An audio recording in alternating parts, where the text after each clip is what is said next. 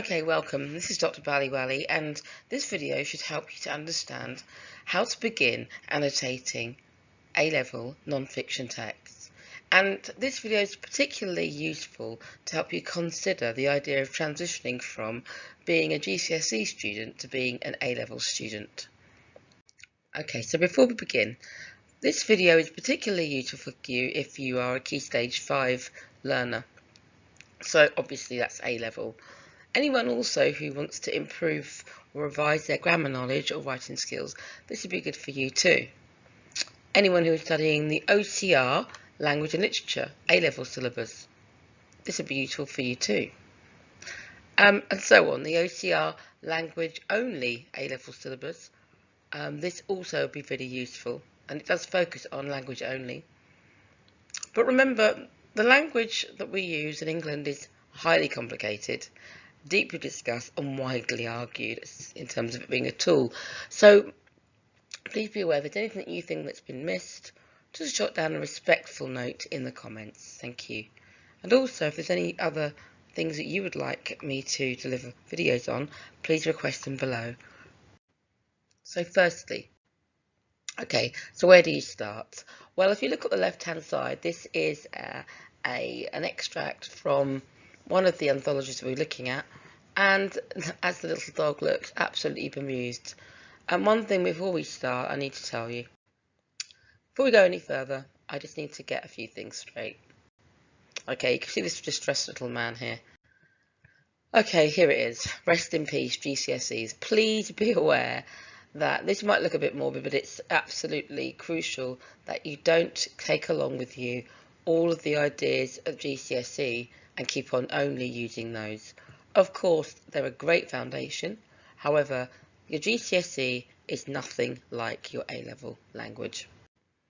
So if you remember when you were doing your GCSEs, one of the things that lots of students quite enjoy and they expect to have more of is the language paper 1 question 5, where your teacher would have got you more than ready probably to be able to write a really good piece of descriptive writing. Just so you know that at A-level, okay, I'm going to let you know, this is a sad bit, maybe for you. You will never be writing ever again, ever in that way. Your A-level does not require any creative writing whatsoever. So, language paper 1, question 5, where you have to write a description for the 40 marker, you won't be doing that again. Also, language paper 2, where you have to write persuasively, you won't be doing that again. So please remember what I said about rest in peace. So the A-level language does not involve any creative story writing. It does not involve any journalistic writing. It doesn't involve any creativity whatsoever. The only creativity that will be involved is the creativity that you use when you're trying to decipher and analyse and really get to depths with the text you're looking at. Yeah, I hope you're not too upset about that. It is really good to study A-level language, but it's really important that you're aware that it is nothing like your GCSE. Nothing. A-level language does involve extensive analysis of context, audience and purpose, the writer's intentions, structural components, and SPAG. These are all the things that, yes, you will be familiar with from your GCSE, and you will take on those ideas and concepts and ways of analysing a text that you had from GCSE. But you do need to be aware that you do need to make sure that you are constantly thinking about transitioning from being a GCSE student to an A-level student. And tone, sorry, I forgot that one. Okay, why is studying A-level language useful? Well, if you plan to become a journalist, it will prepare you on how to use language perceptively and creatively. If you plan to be an English teacher or lecturer, it's obviously the best foundational tool. If you are multilingual and study other languages, it's another great foundational tool for translation. Because English is a core subject, it's always favoured on any university application. And if you're more mathematically minded, you might prefer it over literature, as there are more absolutes than subjective outcomes during analysis.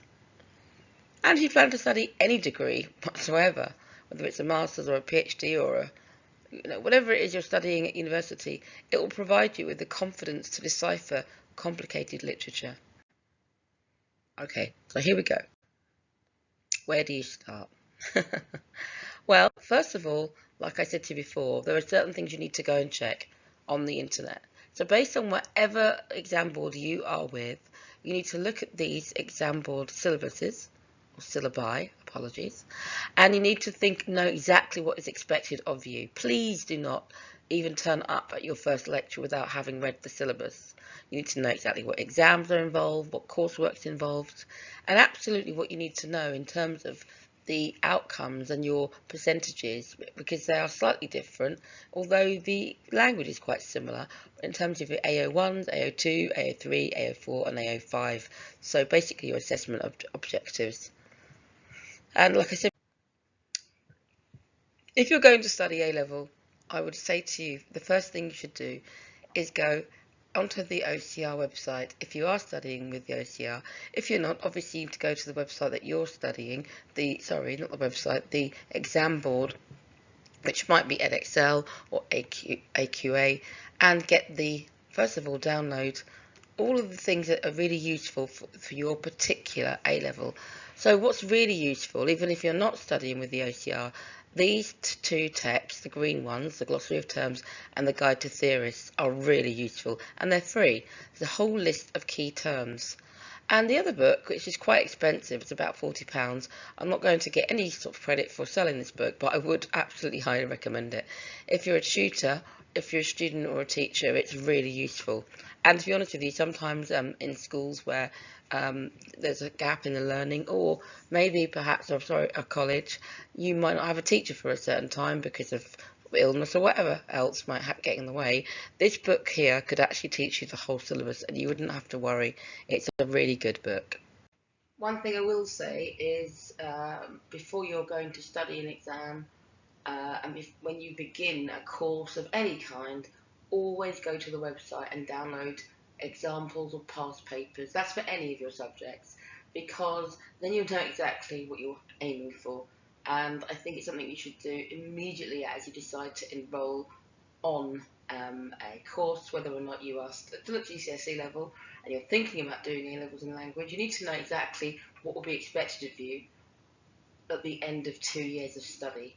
And obviously you'll also have mock exams to sit as well, so you'll know exactly what your teachers will be expecting you to be able to get yourself prepared for, so that you can, you get yourself well prepared way before you have to sit in that exam room.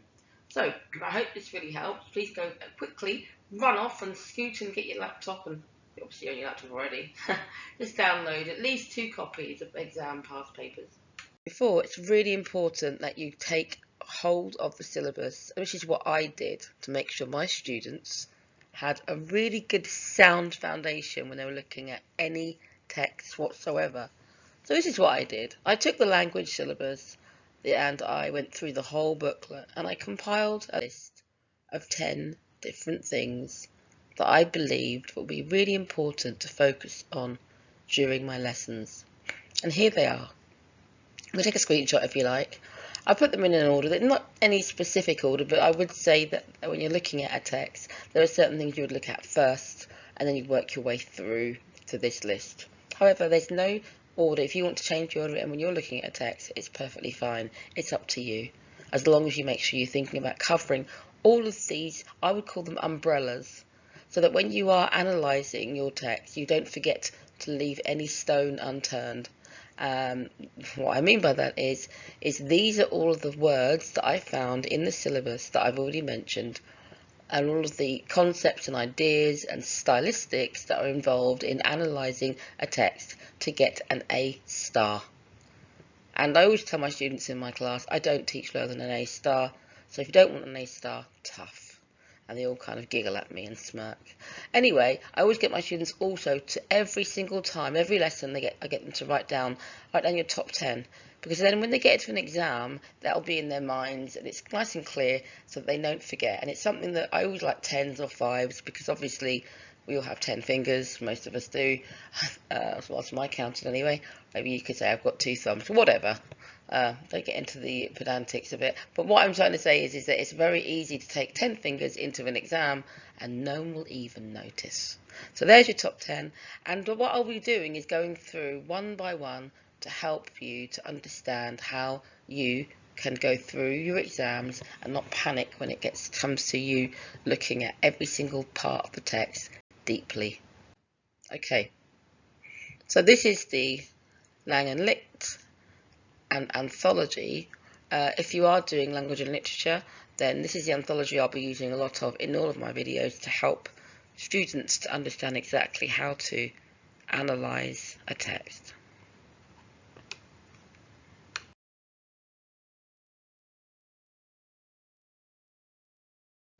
Okay, well I hope that helped. Like I said before, there's lots of things you need to get to grips with. I think it's quite a good idea to take screenshots of the slides and you can just go away now and get yourself prepared.